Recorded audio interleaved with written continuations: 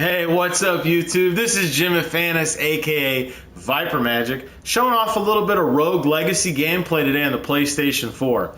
I got the game, I finally picked up a PlayStation camera, and I figured, hey, what better way than to show off my tech and the sweet new game all in one fell swoop. Even better, you get to check out my man cave, and even better to the few of my friends who actually watch my channel, if you notice I'm not wearing a John Cena shirt. How cool is that? Anyways, enough of me. Let's just hear my lovely voice over some world-class gameplay.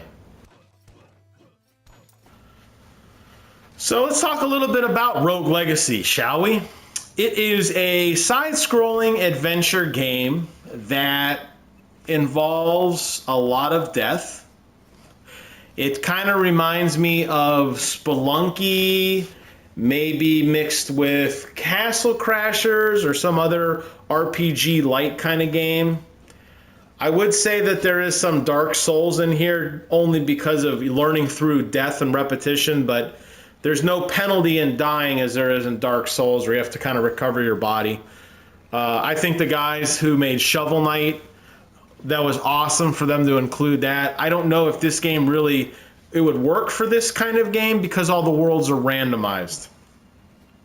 So the big draw in this game and the big kind of goal, more than anything else that I found in my playthrough with it, is actually gaining more gold. So gold is the universal currency in this game for pretty much everything. You'll see as I progress through, you have the option of visiting your manor first and allocating your hard-earned gold into passive upgrades for your characters. So that could be more health for your knights, more magic for your wizards. You can actually unlock entirely new character classes altogether, such as the paladin or the miner or the spelunker, and those cost gold to do. You could also use your hard-earned gold to upgrade your weapons. You'll eventually pay for and upgrade a smith, a blacksmith, and if you find plans that are hidden throughout the levels, he can build those pieces of gear for you to have on your character. He will also upgrade your weapons. So there's different types of strengths and weaknesses in your weapons. The Enchantress works very similar to any other enchanting game you've had. You can enchant different pieces of gear. She also requires recipes in order for that to happen. So there's gold elements with that. Now, grinding the game solely for gold doesn't work, and here's why. And this is a great element that these guys have added to this game. As you notice, after you go through your manor, and as you walk past your town, whether it be the blacksmith, the enchantress, or the architect, and what the architect will do is he will freeze the map entirely, so the last playthrough is identical to this one. The randomization element goes away at a cost of 40% of any of your findings. That's a great, that's kind of a little cheat, I guess, almost, to kind of help you if you really want to grind through a boss or really understand the gameplay mechanics and you know how to get to one place over and over and over and over. That's a great place to utilize that. But after you go through your here, as you can see, I just unlocked the smithy. As you go through and pick your race or pick your character and go through the manor and walk past all these guys and elect not to buy anything, the cool mechanic is Charon, who's standing right here in a purple robe, and he guards the castle. And in order to enter the castle every single time, you have to give him all the money you didn't spend. So going through and just doing this little entry level where you see me breaking the candlesticks or like a little chandelier and picking up 10, 20 bucks, it's not like you could die, reload, get 10, 20 bucks, die, reload, 10, 20 bucks, and slowly work your way up to some of the better gear. You actually have to earn that gold on one playthrough. Now, once you spend it, you can go back to your dying and exploring ways if you so desire. However, it is cool that they did force you to kind of play through some of that mechanic and really force you to deep dive with one character if you want to unlock the better stuff. So if you're having a hard time with this game just difficulty wise, It's not going to get easier just by throwing yourself at it. And there is a level of progression and satisfaction that you get, at least that I got, as I played through the game. And there are different times when you finally save up enough money, or you're very low on health and you're very, very careful because you know that next big upgrade is only 30 or 40 gold pieces away. And you really spend your time going through that. And I think that's where this game really shines more than anything else. The actual gameplay mechanic, as you can see, it's pretty simple. I never felt like the game was unfair to me. I felt like it was extremely difficult, but I never felt like I was set up for failure in terms of I was ill-equipped to handle an area. All the different magic spells you get do have pretty good strengths to them, and if utilized properly, you can get through a lot of stuff. There were a few places in some of the challenge maps where I didn't have the right weapon and I was not able to proceed, but I visited the architect, I made sure that my next hero got that right piece of weapon, and then I was able to go through and clear that area out. So a little bit of strategy in there too on top of everything else. So that explains the gold. The other big part of this game is your heir. And as you can see, you choose, every time you die, you choose a character that has a class and a trait and a spell. Now those three things are randomized. If you don't like the 3 picks you have, just pick whatever and just run in and die. It's not a huge deal. But there are distinct advantages that I found to some of those traits. So, well, let me go back to classes. So with the knight, for example, the knight has a lot of armor, and he can take a lot of damage, but his magic is obviously lacking. The mage is the exact opposite. You have characters that are in between.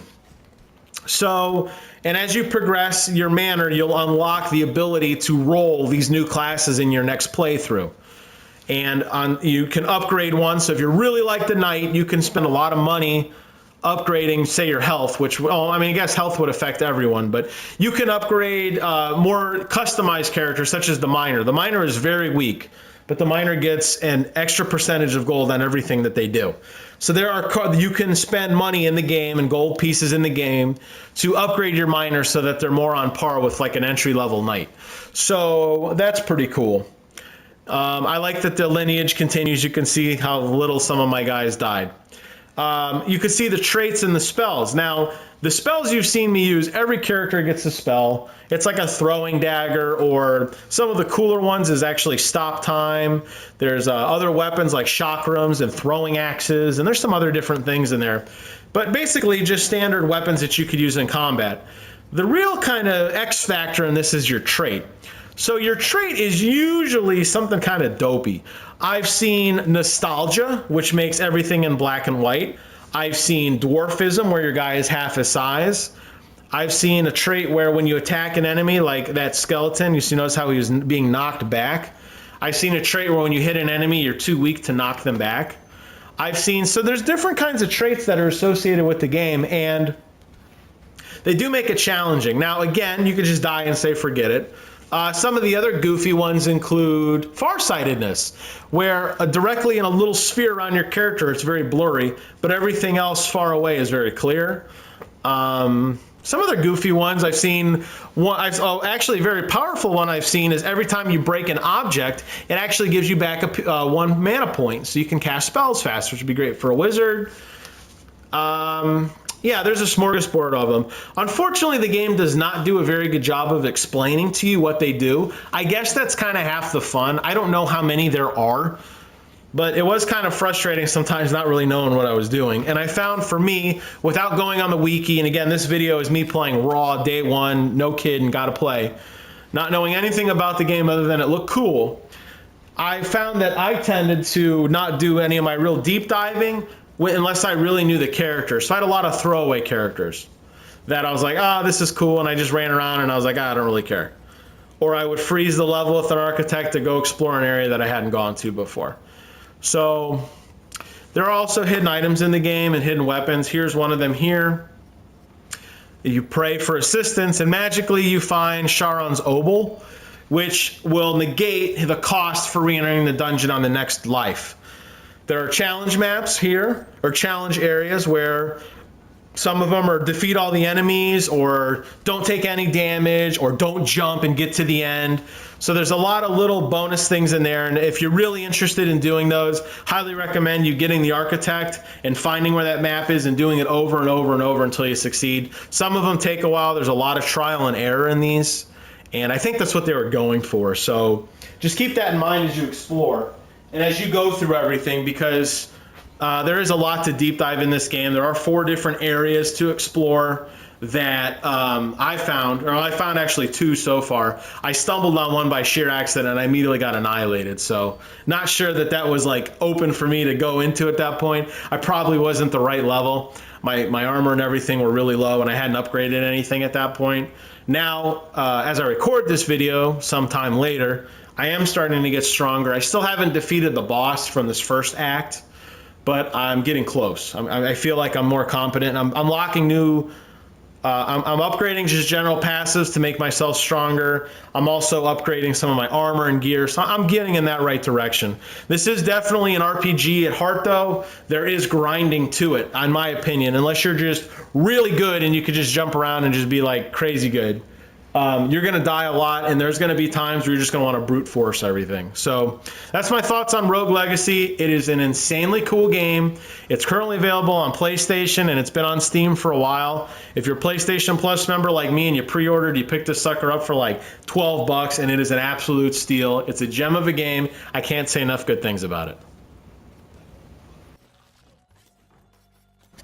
My videos suck so bad, I put not 1, but 2 dogs to sleep, recording and re-recording and re-recording for you, my loyal 3 fans. Hope you enjoyed the video. Comment, rate, subscribe, or none of the above. It's all good. See you guys on the other side.